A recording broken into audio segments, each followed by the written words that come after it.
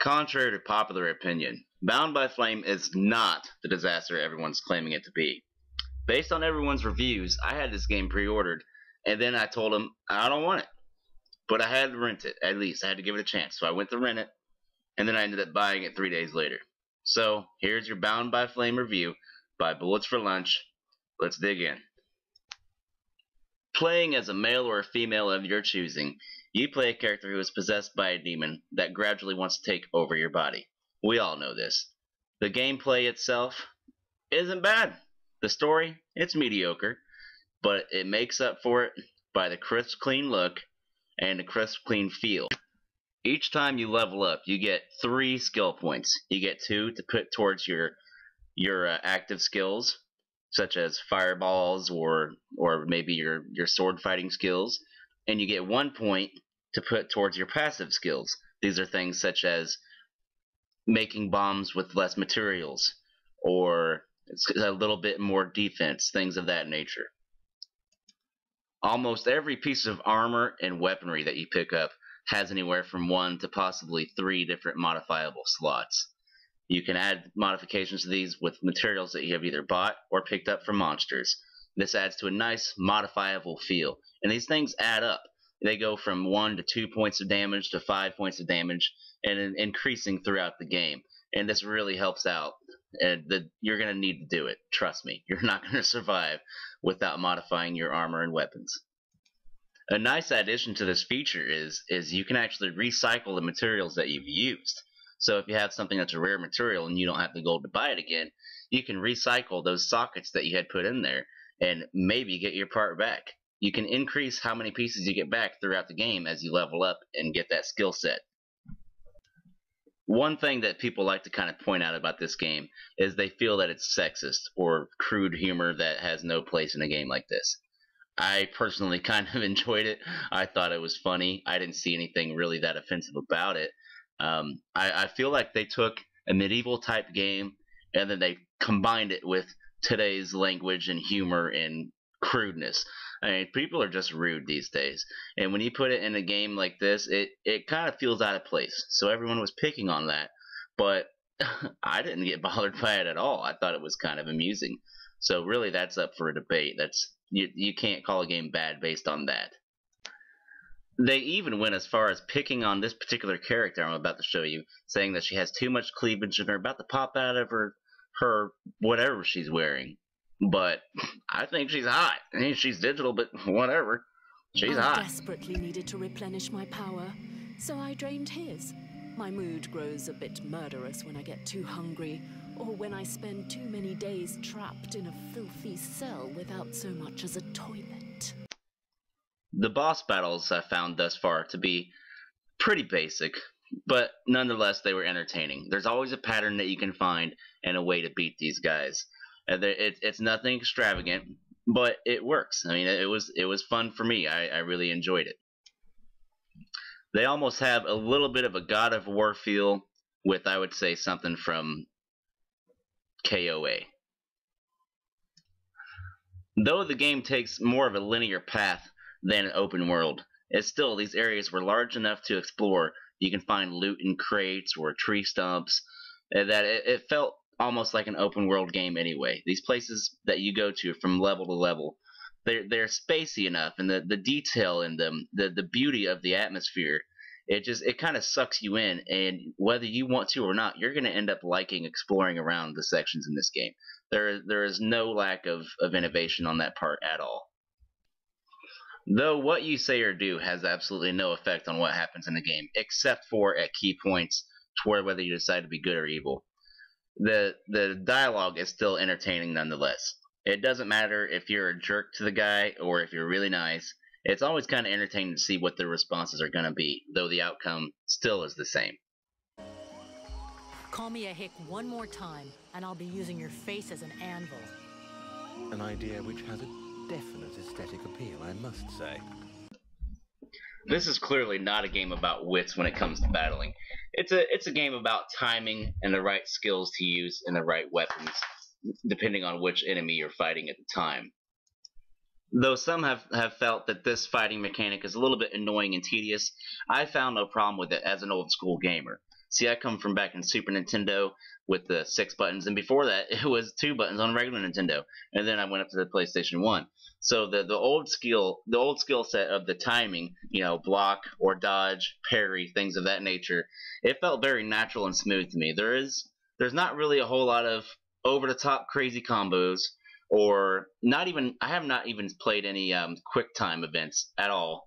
So I don't think they're in there. I've put about 15 hours into this game. I have yet to see one, so I honestly just don't think that they're there, which is completely fine with me. The quick time thing's getting a little old anyway. Though it's not as difficult as Demon's Souls would be, it still has its own level of strong difficulty. Some of these guys can kill you in as little as probably 3 hits, and that's on normal. So I can only imagine playing it on really hard. It would be pretty insane. But the difficulty is definitely there. So when you beat these guys, you feel like you've achieved something. But I can tell you now, you're only going to beat these guys if you modify your weapons and armor. You're not going to go through finding new stuff and then not dick around with that and make it. It's just not going to happen, I promise you. You can't go through their slaughter and everything without tactic either. You can't go through swinging your sword or your daggers and your fireballs, which is awesomely refreshing because it gives you a level of difficulty to where you feel like you've actually accomplished something when you clear a room full of these guys. Because if you get 3 of them around you and you're trying to parry left, right, and back, you're going to get your ass kicked. You definitely have to think of some way to take them out 1 by 1 or 2 by 2 using the proper skills for the proper monsters. Another thing I like about the skill set in this game is you can't go through it maximizing just one and make it as well. You're going to have to work on the pyro skills as well as the warrior skills or the assassin type skills. You need all 3 of them to survive. The pyrotactics especially. Even if you're not a mage type player, you're going to need that defense armor boost and you're going to need that damage boost. Just the pyro defense, the armor that you can cast upon yourself, is enough to survive a ton more hits than what you would have normally.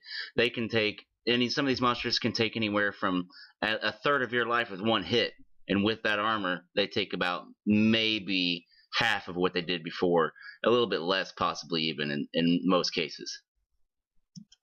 Not all of the story is complete mundane either. Some of it's quite interesting and some of it is quite, well, I'd say disturbing. But disturbing in a good way, as in a creepy, eerie feel. They do very well to throw in a couple of things here and there that make you feel like you're playing an actual horror game rather than an RPG.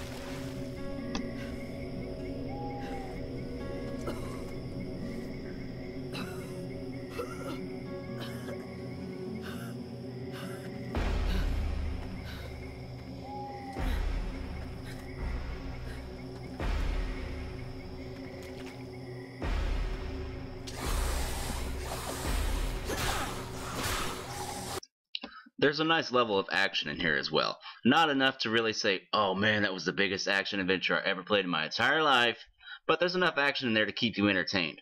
You're going to be interested in what happens next in the story rather than just skipping past most video clips like a lot of people do. I found myself actually watching every clip and reading and listening to every single piece of dialogue.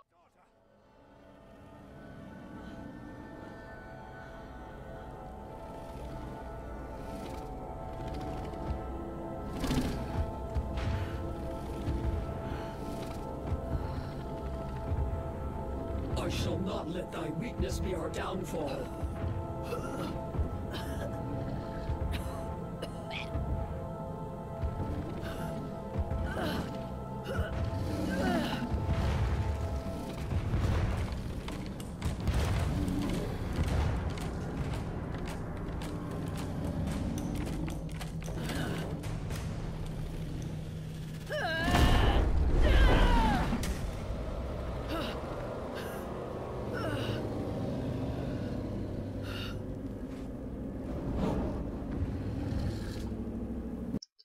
My final verdict for this game is a 5 out of 10.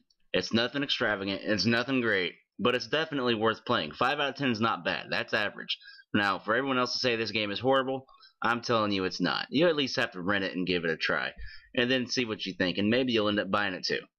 And that's all I have for you today. This is Bullets for Lunch. Don't forget to favorite, rate, and subscribe. I'll have some more reviews coming for you soon.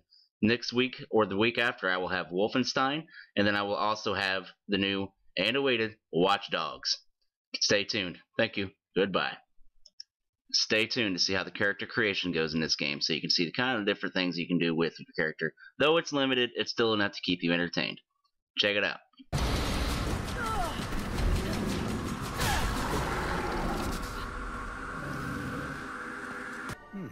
Interesting. It would seem that your body is host to some other entity. And it is clearly a spirit of fire. No kidding. I've got a demon in my head.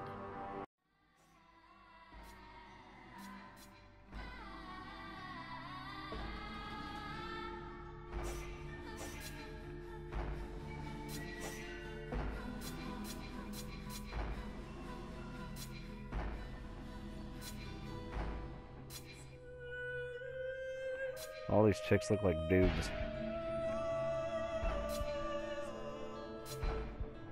Like, I would never hook up with any of these chicks.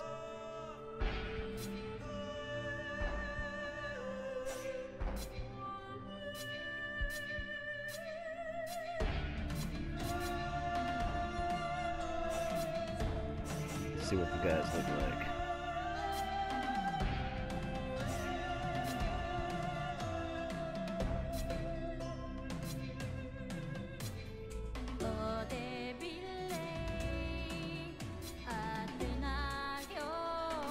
It looks like me.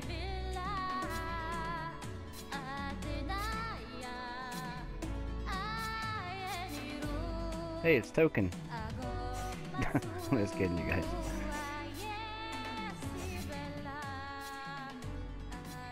Sinead O'Connor.